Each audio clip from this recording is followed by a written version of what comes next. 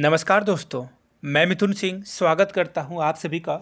आशा करता हूं आप सभी बहुत अच्छे होंगे। तो चलिए, नोटिफिकेशन आ चुकी है DSSB की। मैं कहूँगा कि अगर आप समझदार हो और सारे चीज़ों को पढ़ सकते हो, इंग्लिश पढ़ने में आपको दिक्कत नहीं है, तो आप जाइए इस वेबसाइट पे। यहाँ से आप वेबसाइट देख सकते हो। यहाँ से आपको मैं वेबसाइट दिखा देता हूँ। ये देखो, मैं सर्कल कर देता हूँ, आप समझ जाना यही है आपकी वेबसाइट। ये देख लो, http://DSSB.delhi.gov.in पे यहाँ पे जाइए और आपको नोटिफिकेशन मिल जाएगा।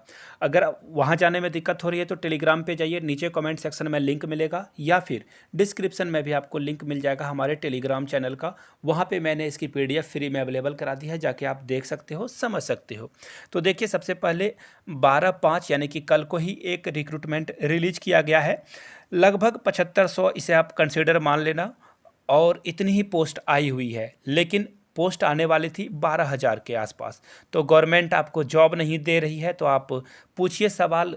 आपके जो तथाकथित महान प्रधान सेवक हैं, या फिर दिल्ली में जो केजरीवाल खुद को बहुत बड़ा जन नायक कहते हैं अपने आप को, तो उनसे भी सवाल पूछ सकते हो आप कि रिक्रूटमेंट कहाँ खा गई गवर्नमेंट। और सबसे पहले मैं 2-3 चीज़ें और क्लियर कर दूं। इंग्लिश वाले जो इंग्लिश TGT PGT के लिए आए हैं वो वीडियो को मत देखें, क्योंकि रिक्रूटमेंट नहीं आई है। आपको देखने की ज़रूरत नहीं है, आपका टाइम वेस्ट होगा। और संस्कृत की भी रिक्रूटमेंट आपको यहाँ पे देखने को नहीं मिलेगी। जो जो रिक्रूटमेंट आई है मैं सबसे पहले वही बता देता हूँ कि रिक्रूटमेंट किस किस पोस्ट के लिए आई हुई है। हिंदी टीचर के TGT के लिए रिक्रूटमेंट आई है। आपको यहाँ पे नेचुरल साइंस की रिक्रूटमेंट दिखेगी, मैथमेटिक्स की दिखेगी, सोशल साइंस की दिखेगी, और बंगाली टीचर की भी रिक्रूटमेंट आपको दिखेगी। प्राइमरी टीचर का भी रिक्रूटमेंट आया है, असिस्टेंट टीचर नर्सरी के लिए आया हुआ है। और जब आप आगे बढ़ोगे तो देखो, हेड क्लर्क काउंसलर की रिक्रूटमेंट आई हुई है, और आगे देखोगे पटवारी की भी रिक्रूटमेंट आई हुई है। अब देखिए, सबसे पहली बात, 2-3 चीज़ें जो आपको जान लेने की ज़रूरत है।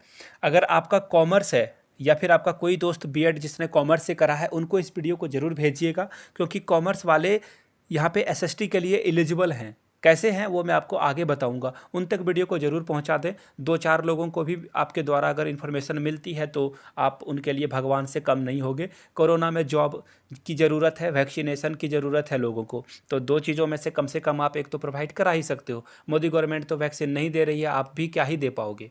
आगे देखिए, सबसे पहले जो है, मैं सबसे पहले एज को क्लियर कर देता हूं कि एज क्या रहने वाला है। सबसे ज़्यादा मसला एज वाले में ही है कि एज को देखो क्या किया गया है। तो सबसे पहले मैं एज वाले जो जहाँ पे मेंशन किया गया है एज को, मैं आपको वहाँ पे लेके चलता हूँ, और एज को लेकर जो भी दिक्कतें हैं वो आपके सामने रख देता हूँ। आप पेज नंबर जब आप नीचे आओगे, देखो यहाँ पे देख सकते हो, ये तो सिलेबस है, ये एलिजिबिलिटी क्राइटेरिया है, और यहाँ पे देखो एज रिलैक्सेशन।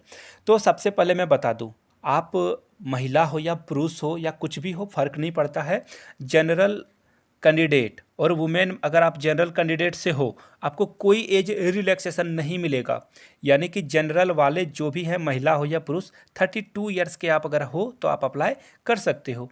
आगे बढ़ेंगे और देखिए, SC ST वाले के लिए वो जो है 5 ईयर्स का एज रिलैक्सेशन है, OBC वाले के लिए 3 ईयर्स का रिलैक्सेशन है। लेकिन ध्यान दीजिएगा, मैं फिर से बता दे रहा हूँ, अगर आप दिल्ली के बाहर के OBC या ST हो तो आपके लिए कोई रिजर्वेशन नहीं मिलेगा। आप OBC नहीं, जनरल में काउंट होगे, SC ST में काउंट नहीं होगे। ये गलतफहमी मत करना। एक और बात बता देता हूँ क्लियर करके, अगर CTET का पेपर 2 आपने क्लियर नहीं करा है तो भी आप एलिजिबल नहीं हो। यहाँ पे साफ साफ बातों में समझ लो। और किसी का अगर 82 में अगर पास है तो यहाँ पे वो कंसीडर नहीं किए जाएंगे। अगर आपसे OBC हो आप और SC ST से आपने 82 पास कर लिया है तो आप जो है फेल ही हो, इतना समझ लो। अगर किन्हीं को भरना है फॉर्म और अपनी किस्मत आजमानी है तो भगवान मालिक, आप भर सकते हो। आपका पैसा, आप जो है उसको सही डिसीजन ले सकते हो आप उसके बारे में। तो ये था एज रिलैक्सेशन के बारे में, मैंने क्लियर कर दिया। अब देखो, अब जो विधवा महिला हैं यानी कि विडो हैं या डाइवोर्स्ड महिला हैं जिन्होंने शादी नहीं करी है, उनके लिए एज जो है 35 है। और SC ST वाले के लिए देखो 45, और 38 OBC वाले के लिए होगा। क्लियर हो गई बातें, एज का मसला मैंने क्लियर कर दिया। अब एग्ज़ाम पैटर्न क्या होगा? जी हाँ, एग्ज़ाम पैटर्न को देखो। सबसे पहले देखो यहाँ पे, इन केस ऑफ 1 और 2 Tier 2 जो टेक्निकल पोस्ट है उसके लिए तो आपका एक ही बार में एग्ज़ाम हो जाएगा। देखिए सिलेबस क्या है। सिलेबस पार्ट ए और पार्ट बी में सिलेबस डिवाइडेड है। पहला पार्ट ए जो कि जनरल पेपर होगा, जिसमें से आपको जो है आप यहाँ से देख सकते हो जनरल पेपर में क्या क्या होगा, मैं आपको वो दिखा देता हूँ। देखिए एक बार मैं इसे टर्न कर लेता हूं। जी हाँ, देखिए जीके जीएस आपसे पूछा जाएगा, जनरल अवेयरनेस पूछा जाएगा, रीजनिंग और इंटेलिजेंस पूछा जाएगा, अर्थमेटिक यानी कि मैथमेटिक्स, और हिंदी लैंग्वेज भी पूछा जाएगा, और इंग्लिश लैंग्वेज भी आपको यहाँ पे देखने को मिलेगा। और इसकी सिलेबस इन्होंने डिटेल्स में दे रखी है। उसके बाद देखो पार्ट बी के लिए जो एग्ज़ाम है, हिंदी इंग्लिश या फिर किसी चीज़ का हो, इंग्लिश वाले के लिए तो है ही नहीं, उनकी कोई सिलेबस इन्होंने नहीं दी है। तो आपको मैं जल्द ही टीजीटी मैथ का एटलीस्ट तो प्रोवाइड करा ही दूंगा सिलेबस क्या रहने वाला है according to previous year paper. Previous year paper से याद आया, आप ऑनलाइन जाइए और DSSB के जितने भी प्रीवियस ईयर पेपर हैं वो डाउनलोड कर लीजिए। अगर आप डाउनलोड नहीं कर पाते हो, आपको फ्री में नहीं मिल पाता है कहीं, तभी मुझसे पेपर लो। मैं फ्री में आपको पेपर नहीं दूंगा, मैं फिर बता देता हूँ, ऑनलाइन अवेलेबल है। अगर आप मुझसे लेना चाहते हो तो मैं आपको बता दूं, मैं 50+ आपको प्रोवाइड करा दूंगा प्रीवियस ईयर के पेपर। कहाँ से? यहाँ से आप मेरी ईमेल आईडी देख लो, yourmithunsingh@gmail.com पे आपको मिल जाएगा, या फिर इंस्टा पे हो तो @imithunsingh पे आप फॉलो करके भी प्रीवियस ईयर पेपर के लिए रिक्वेस्ट कर सकते हो। एक और बात, इस वीडियो को बनाने के बाद अगर किन्हीं का कोई डाउट रहता है तो भी आप मेल कर लीजिए, इंस्टाग्राम पे क्वेश्चन पूछ लीजिए, आपको पूरी इन्फॉर्मेशन दी जाएगी। अब बात करते हैं पीआरटी का जो टीचर की रिक्रूटमेंट आई है, क्या उसमें जनरल वाले जो बीएड हैं वो क्या अप्लाई कर सकते हैं? नहीं। पीआरटी के लिए सिर्फ और सिर्फ डीएलएड, बीटीसी, जेबीटी के नाम से जिन्होंने किया है वही अप्लाई कर सकते हैं। यहाँ पे बीएड वाले को अलाउ नहीं किया गया है। अब देखिए बात करते हैं टीजीटी के लिए, क्या डीएलएड वाले अप्लाई कर सकते हैं? बिल्कुल नहीं। टीजीटी के लिए सिर्फ बीएड वाले ही अप्लाई कर सकते हैं। आई होप कि आपको सारी बातें क्लियर हो गई हो। एज के बारे में मैंने बता दिया, एग्ज़ाम पैटर्न के बारे में बता दिया, 2-3 चीज़ें एग्ज़ाम पैटर्न के बारे में जान लीजिए। नेगेटिव मार्किंग होगी, जी हाँ, आपको जो है नेगेटिव मार्किंग यहाँ पे देखने को मिलेगा, और आपको जो है 0.4 यानी कि अगर आपने 4 गलत किया तो आपने अगर 1 सही किया तो आपको 0 नंबर मिलेगा, यानी कि 4 गलती आपके 1 सही को खा जाएगी। क्लियर हो गई बातें। अब सिलेबस मैंने आपको दिखा दिया था, यहाँ पे जो सिलेबस है आप स्क्रीनशॉट ले सकते हो, या फिर आप हमारे टेलीग्राम चैनल से जुड़े हो तो वहाँ तो आपको इसकी PDF मिल ही जाएगी।